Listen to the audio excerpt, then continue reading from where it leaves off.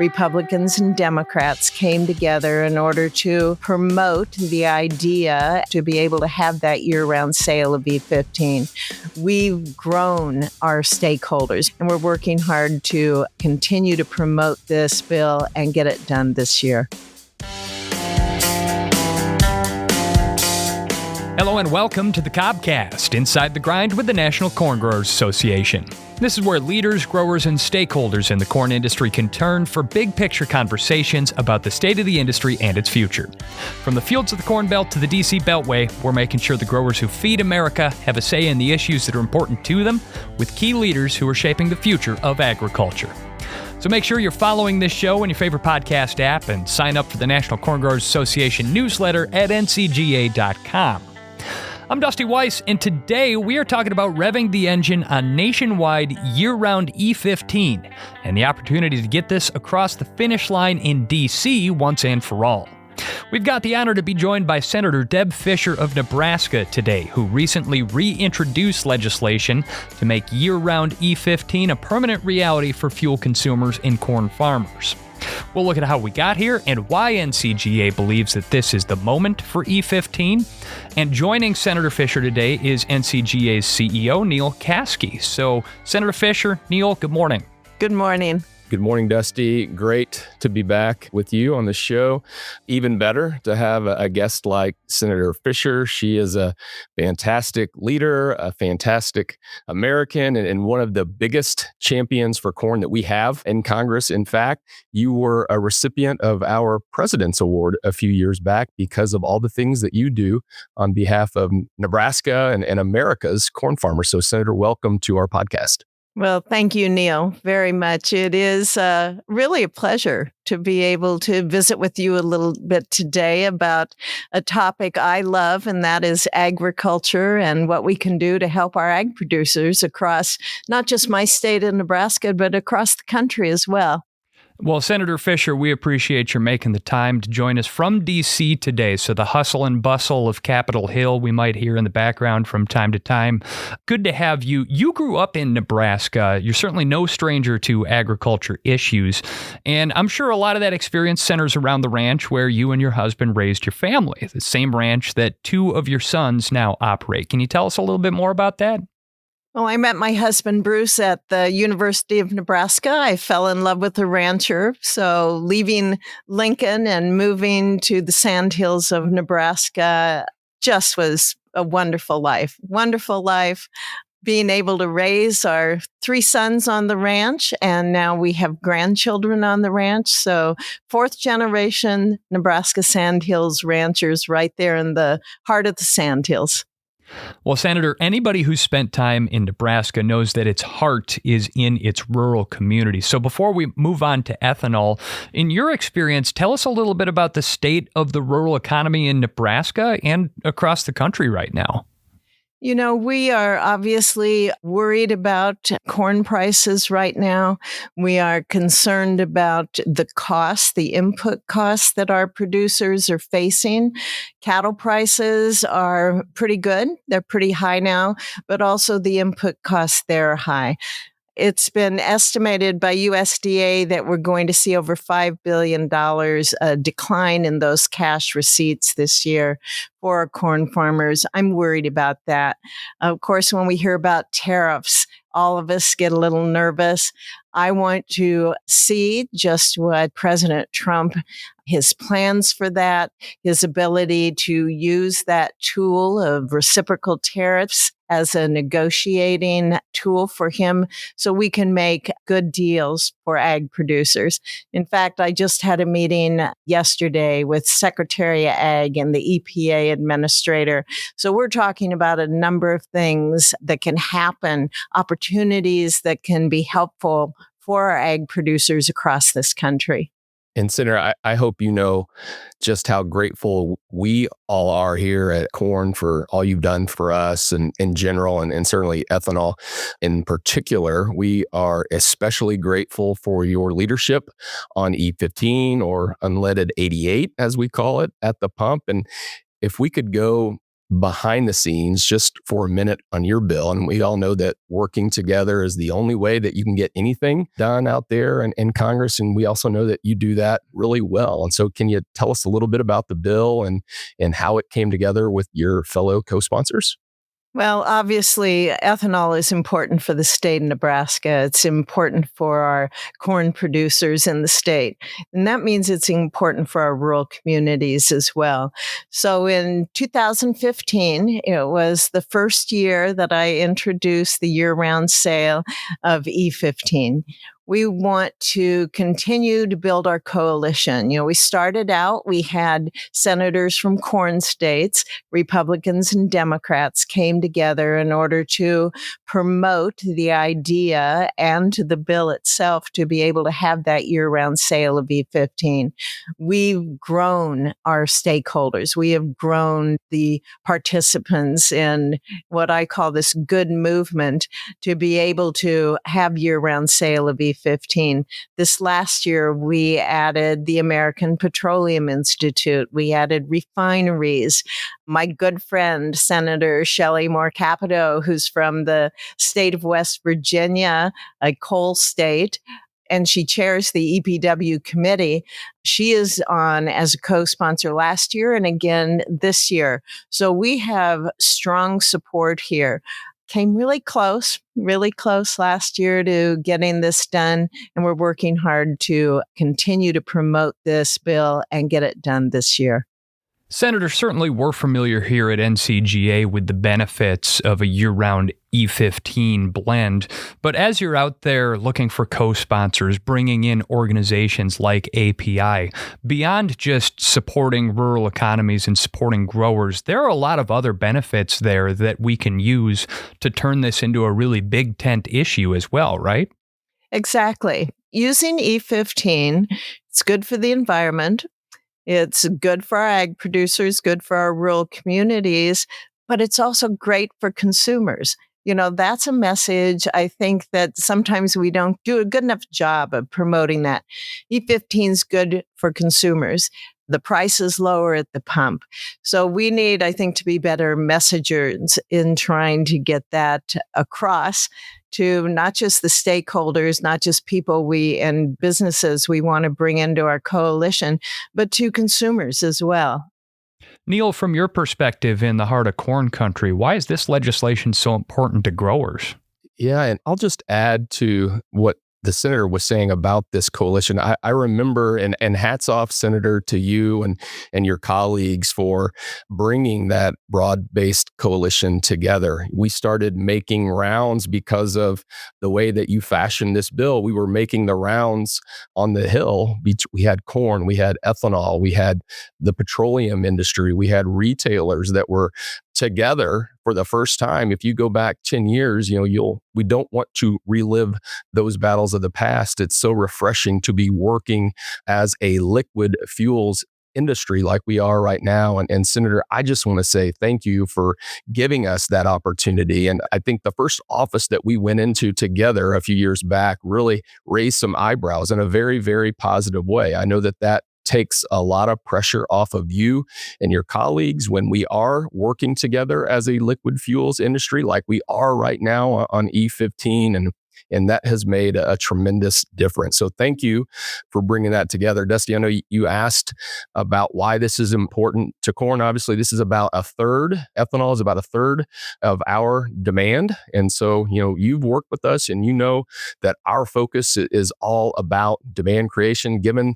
the state of the farm economy right now. And obviously, the senator just talked about that. Obviously, we're in a tough spot, and our focus on demand creation needs to intensify by a factor of about 100. So we're expecting another really big crop this year. USDA is forecasting about 94 million acres of corn going into the ground this spring. Depending on what happens with the tariff situation, that number could go even higher. And so finding a home for all of that corn, or non-liquid gold, as President Trump referred to it, which I love this past summer, is going to be a really, really high priority for us.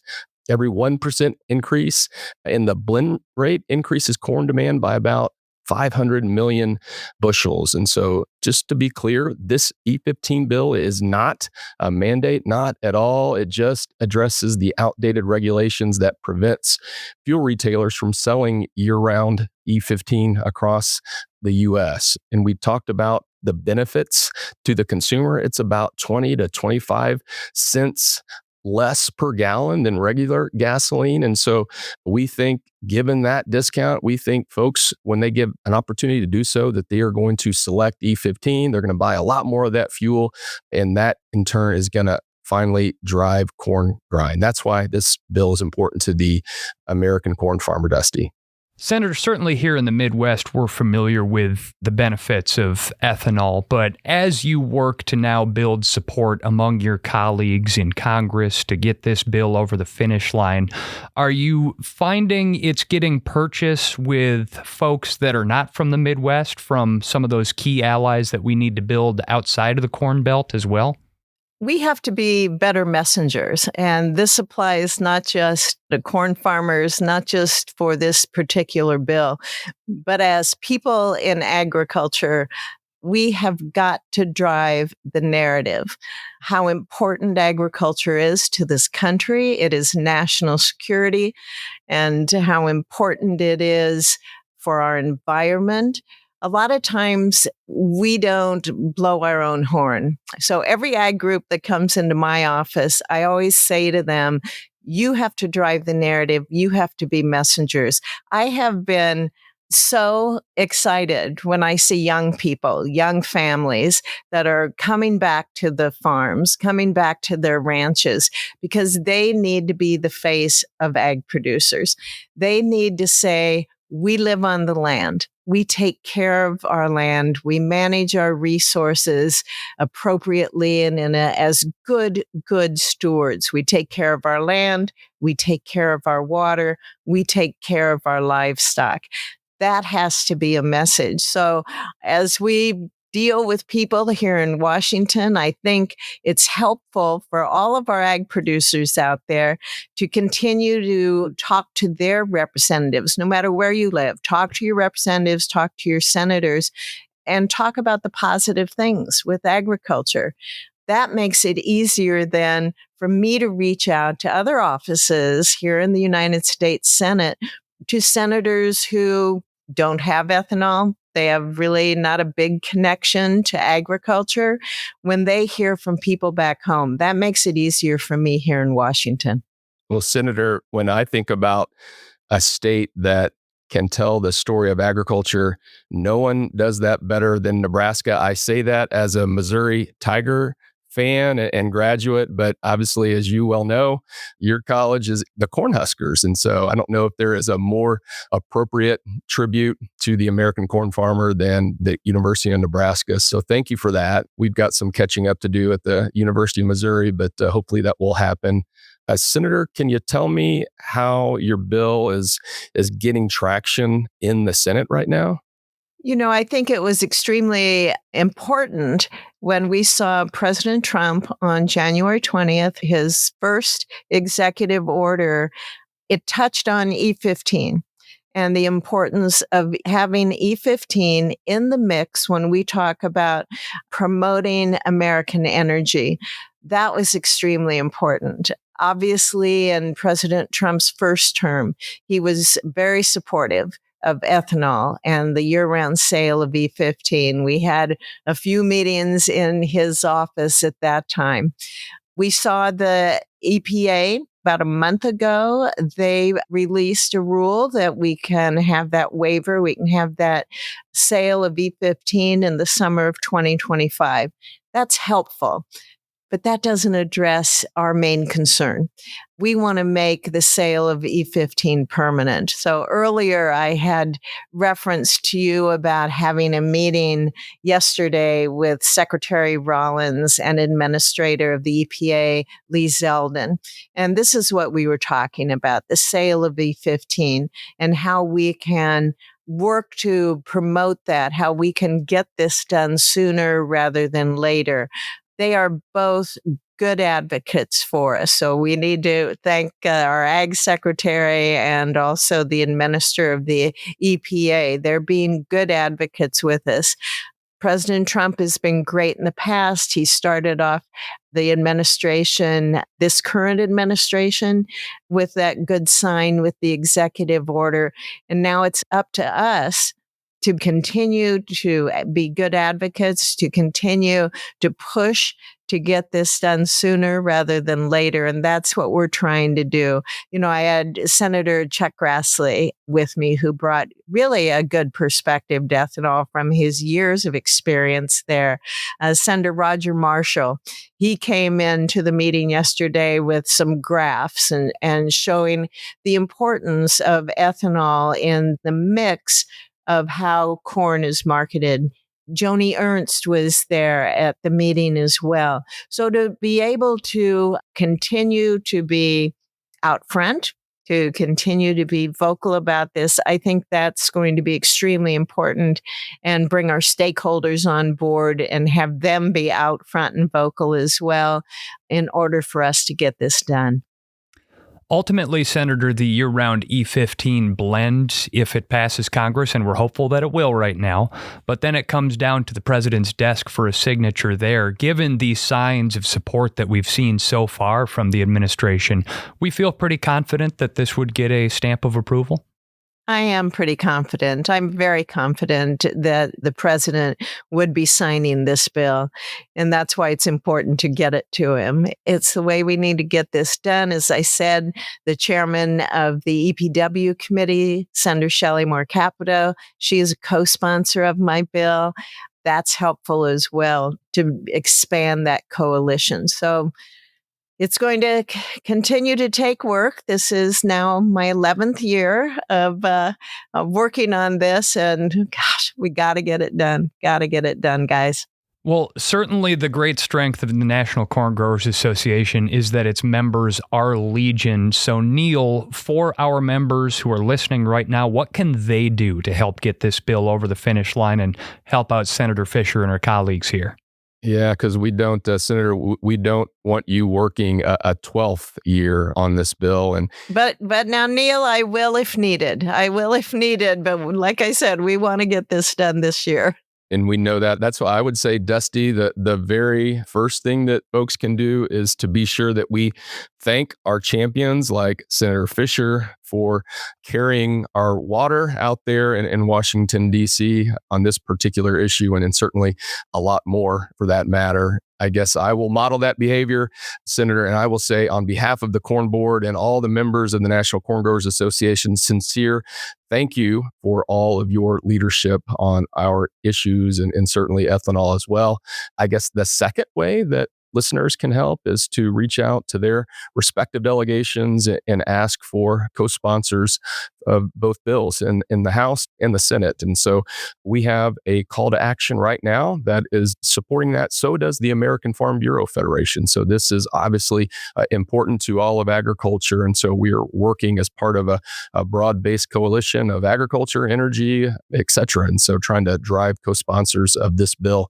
Senator, we just wrapped up a call to action. It was the most successful one in the history of NCGA. And so we have gathered about 9,000 supporters of E15 in just a handful of days that have signed a letter that we will be sending to congressional leaders and certainly sharing with you that demonstrates the support that exists right now in rural America, actually just across all of America for E15. And so, Senator, we are doing all we can to help you out there get this bill done. And we are just grateful for everything that you're doing right now on E15 and looking forward to the day when we can celebrate this win.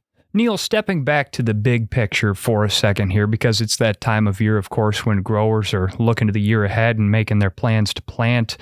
We've certainly heard a lot from the new administration about how the president is prioritizing domestic markets. E15 is a great opportunity to boost that. But it's top of mind for a lot of growers right now that this week the president imposed some tariffs on Mexico, Canada, and China. How is that affecting growers' minds right now? We're certainly following that. We, like all of agriculture. We are an export dependent industry at corn. About 15% of our crop is exported. Most of it goes into Mexico. We send a lot of ethanol north into Canada. And so obviously when tariffs involving those trading partners plus China, where we don't actually send a lot of corn these days, certainly that does put us a little on edge when you think about just the state of the farm economy right now. That has us nervous. We also appreciate that the president is, as you've said, prioritizing domestic markets. And so, we think ethanol is one of those markets that needs to be prioritized. We cannot be the dominant energy player that I know this administration wants us to be without ethanol. And so this is a very important bill right now for farmers that are about to plant a lot of corn this year and a little bit nervous about having enough markets to obviously sell all that corn into. And so it would be a wonderful gesture and signal to the American corn farmer by getting year-round nationwide E15 done. Well, certainly it's going to be another active year in Washington, and we really appreciate Senator Fischer taking time out from her day to fill us in a little bit on what's going on out in D.C. right now. But thank you both so much for the conversation. It sounds like year-round E15 is a win for both the fuel consumer and corn farmers. So thank you for joining us here on the Cobcast. Thank you, Dusty. It is always just a privilege. It's a privilege to work with you, with your organization, with all of your members. I enjoy it tremendously. So thank you for your support. Thank you for reaching out to your members and having that call to action. We are going to continue to work hard to get it done. And thank you for listening. We hope you'll join us again next month for another episode of the Cobcast, Inside the Grind with the National Corn Growers Association. If you're on X, you can follow @NationalCorn for more news and updates from NCGA. Visit ncga.com to sign up for the association's email newsletter, and make sure you're following this show in your favorite podcast app. The Cobcast is brought to you by the National Corn Growers Association, with editing by Matt Covarrubias, and it's produced by PodCamp Media, branded podcast production for businesses, podcampmedia.com. For the National Corn Growers Association, thanks for listening. I'm Dusty Weiss.